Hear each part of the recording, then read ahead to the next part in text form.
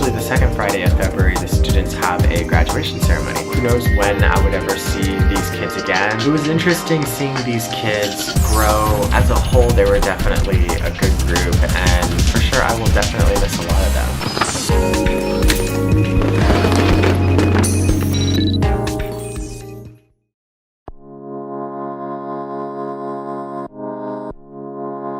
Hey guys, it's Gabriel. Welcome back to my channel. So today I'm going to give you guys an epic update on my time in Korea. If you haven't realized yet, I'm still in Korea, so I have actually signed a contract for another full year. When I first came here, I arrived in September. I mentioned in the last video that school years in Korea start differently. So they end in February and they begin in March, which is really weird and crazy. And for me, as someone who doesn't like change, like we have to get used to change within a matter of literally a weekend. When I arrived here in September of 2015, that was actually a little bit after the second semester of the school year had started. That's something that EPIK does all the time. They bring people at the start of the school year and then they bring people towards the second half. I had signed for a full year, so that full year ended in September of 2016, and they wanted to kind of reset my contract and get my contract to annually end when the school year ends, because when your contract ends halfway through the year, there's a higher chance that that EPIK teacher will consider leaving and not signing again, and that can be problematic for the school. So what they did for me and a couple of my friends actually was they gave us a 5-month extension. So that took us from September to February. The thing is, by the time I signed for the 5-month extension, I kind of already knew in my mind that I was going to stay for another year. It was just a little scary only because that would mean by the end of this contract, I will have been here for 2.5 years. And it's not a big deal, it really isn't, but when I initially came here, I was like, oh, I'll just be gone for a year or 2 at the most. And now, if I'm being completely honest, it could potentially be 3. People are like, no.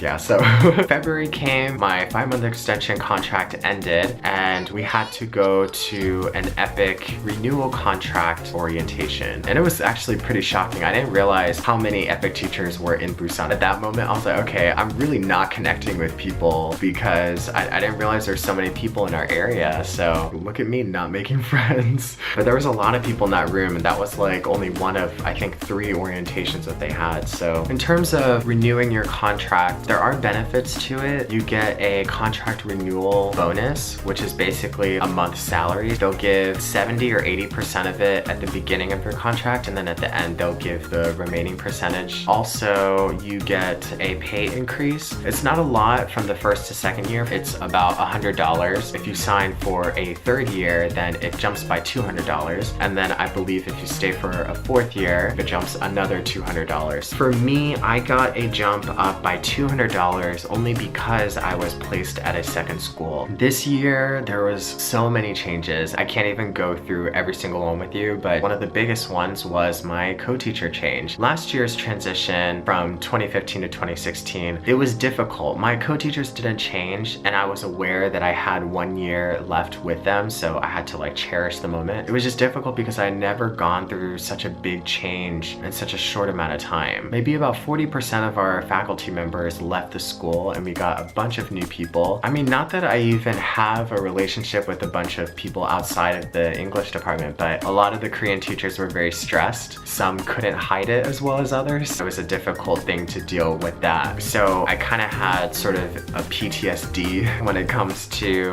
the transition. My biggest worry was, you know, who's gonna be my new co-teacher? So, oh, by the way, so my current contract began during the last week of February of 2017 and will end in February of 2018. And somewhere around August is when they talk to people and try and get an idea of who's going to stay and renew for another year. I think chances are likely that I would stay for one last year. The biggest reason obviously is for money. It's a better opportunity to really stack up my savings. And the other thing for me is that it would feel like a more complete story, because when I first arrived here in September of 2015, I met my 3rd graders for the very first time. I spent 3 months with them, and then in 2016, they were 4th graders. And now this current year, they're 5th graders. And so if I do stay another year, in 2018, they will be 6th graders. So if that's my last year, I'll be able to see them graduate. And so for me, that would feel more like a complete story. Like I started with them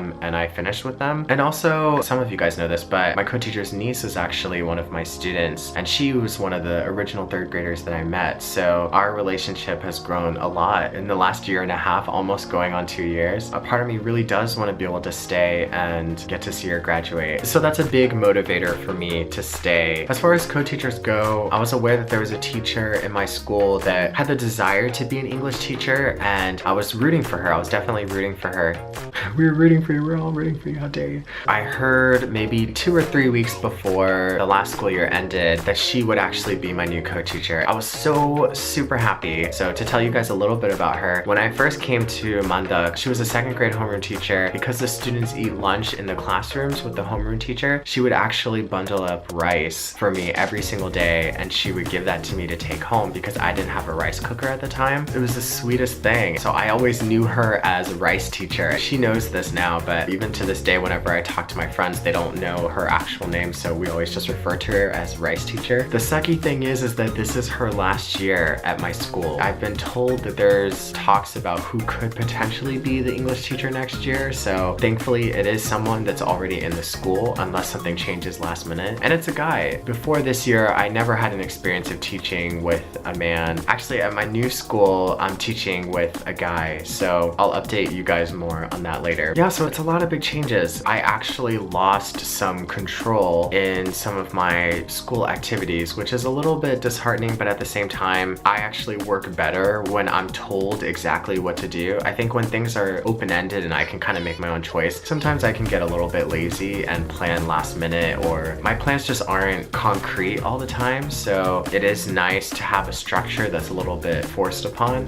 Technically, it's advised. I think the way the Korean system works, it's like whenever the principal or vice principal make a suggestion, it's not really a suggestion, I don't think. So what I'm talking about is a reading program. The longer I've thought about it, I've realized that I actually do think it would be very beneficial for the kids. With the time that they have with us, they're not always having chances to practice writing or practice reading. So I think it is important for them to get more reading time in, to become familiar with words and just to feel more confident in reading English. The magic of storytelling, I don't know if I'm like the best host for it. I've seen other teachers read a book to the kids and it's like there's just something special there. Another big change is that we actually have one full-time Korean English teacher. So my co-teacher is in charge of grades 3 to 6. The way they had it set up last year was they would have 2 Korean English teachers. One of them would teach like 3 and 5 and the other one would teach like 4 and 6. And then in order for them to accumulate all the hours that they need, they would actually teach both English and music to the same group of students. So the students would meet with that teacher for English class one day and then music class the next day. It was an even amount of work split between 2 people. But this year they hired a full-time music teacher that teaches all the grades and a full-time English teacher who is my co-teacher. And because she's the only full-time English teacher, the Busan Office of Education set our school up to have a English conversation teacher. From my understanding, she's basically doing the same thing as any normal English teacher would. She's just doing it alone. So because of some rules or something set up, I'm not able to teach with her. Oh, I didn't even tell you guys. So it would have been cool to be able to teach with this English conversation teacher because shockingly,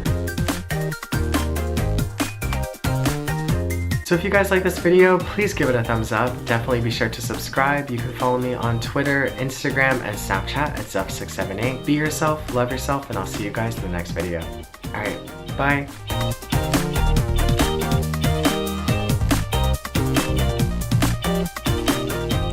And that video I actually filmed the day of... Whoa, why is it getting blurry? What's happening? They get home late, they travel around the city by themselves going to academies, and not just English Academy, they have Math Academy, Science Academy. It's difficult stuff. Like I've seen the English Academy homework and it's like middle school stuff. So these kids are definitely pressured and they work very hard.